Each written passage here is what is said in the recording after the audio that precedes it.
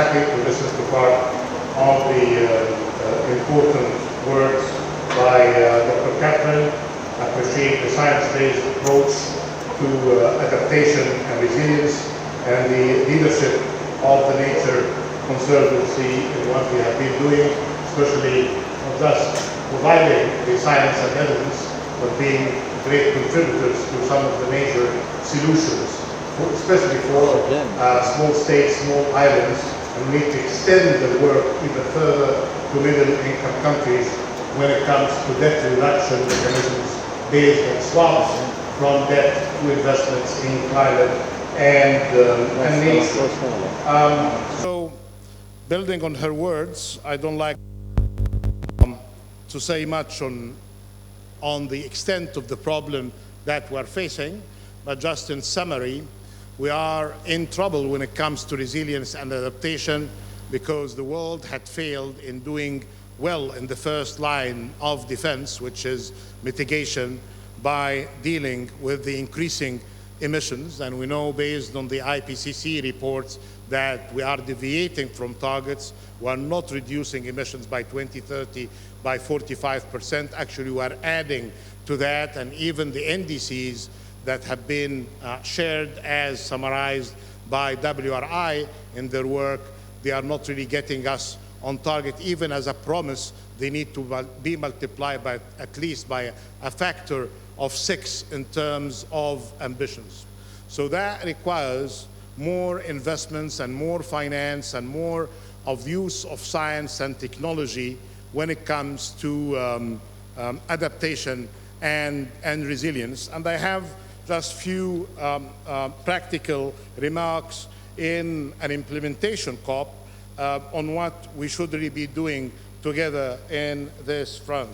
Some of you may have already seen the announcement of the Sharm el-Sheikh Adaptation Agenda, or the Sharm Adaptation Agenda, defines the attainable outcome targets across the impact systems, identifying water and nature, human settlements, ocean and coastal areas, infrastructure, and cross-cutting enablers of planning and finance, with specific targets, specific timelines, and attached to that some adequate costing as well to identify the gaps at the country level, at regional level, and then globally. I think we should be doing a better job than the guesstimates processes that we are involved in when we are trying to identify where the gaps are to minimize confusion. I like to commend as well the work by Nick Stern and Vera Songwe when they identified the gaps globally, and the report is available on finance for climate action, with good identification of requirements from all sources, public, private, domestic, and external, to these good efforts. I think of relevance to this work is the investments in data systems. The early warning system as an initiative by the Secretary General is more than welcome, but that requires huge investments in the ecosystem in countries at national level and in local level as well. For such early warning system to be helpful, it needs to be supported by investments in the whole system of prevention and response.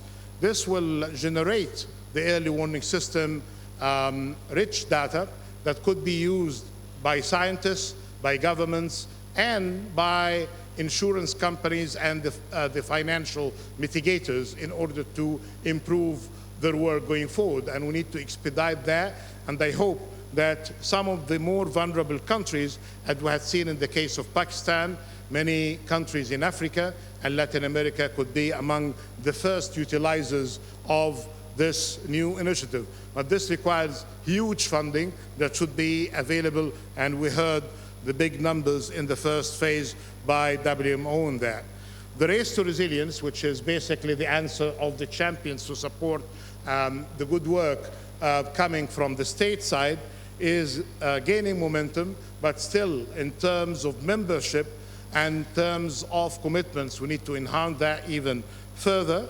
I was told by my colleagues on the on the latest updates of the figures by Rama and Juani, that we are around 1,700 of membership. If we compare that to the members of the Race to Zero, it's more than 11,000. Of course, it's a different approach, but that gives you something about the disadvantaged file, which is basically the adaptation file, even when it comes to membership. And of course, we know that it is the disadvantage when it comes to finance. By MDBs, the multilateral development banks, 80% of funding is going to mitigation, and 20% is going to adaptation. This needs to change by having more to mitigation, definitely in terms of absolute figures, but we need really to have a fairer share for finance for adaptation at the same time.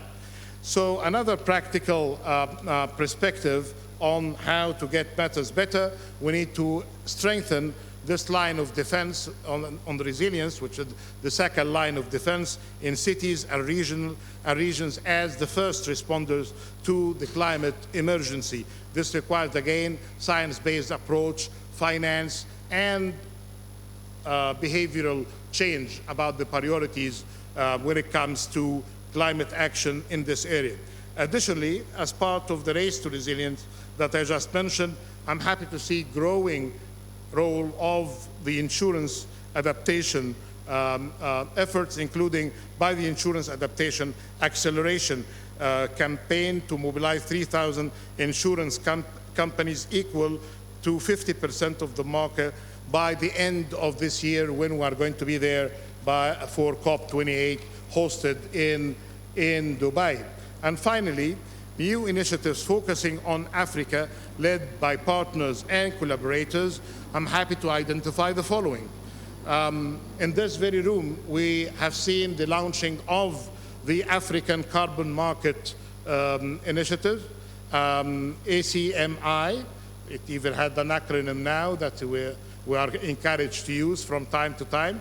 And we have with it an Africa Insurance Risk Facility, and we have some good work on the swaps based on the good examples by Seychelles, by Belize, and more recently by Barbados. To be frank, not just because I admire Prime Minister Maya Motley of Barbados, but because of her way with her team to accumulate knowledge based on best experience. So they built this KPI based on finance after the good work by Belize and Seychelles on project-based funding. And I think this is very much the way going forward when it comes to having finance at scale by reducing debt and investment in climate and nature. I'm encouraging countries in Africa and my region here to embrace this idea. This will not happen without the involvement of the Nature Conservancy and the good work that they have been doing as TNC to minimize the transaction cost and enhance the feasibility of funding going forward. So this is a very important engagement. For an implementation COP, we need to think about it like this. First line of defense on mitigation, we need to make a better effort in it. Now, the heavy burden is on the adaptation side because of continued failure to meet targets in mitigation, so we need to invest more. Otherwise, we'll be going to the last of last resorts, which is basically the third line of defense on loss and damage. We are observing closely what's happening in the negotiation rooms for that particular file. I hope that the scientists in the room can confirm to those who have doubts that loss and damage is very different from adaptation. It cannot be included under the same title. It needs different treatment, it needs different institution policies, and it needs different financial capacities to deal with it. So we can argue forever, but science and scientists give us the kind of guidance to cut the endless arguments, because as I've been saying before, the loss and damage file, as important as it is, it was lost in endless arguments and discussions. Now it's different. It's on the agenda with high anticipation, especially from folks like our sisters and brothers in Pakistan, in developing economies, and even in advanced economies that had the lives and livelihoods compromised because of lack of attention to the climate action at large and the loss and damage file in particular. Having said that, thank you so much for your work, and we are behind you as Climate Champions team. I think my good friends here, Rama, Juani, and Maria, did I miss anything? No, I didn't? Okay, well, this is an exceptional moment then, because they always say, well, we wish that you would have said this, that, and the other, but I think this time I've been getting the nods. So I passed this test today. Thank you so much. Well done. Thank you.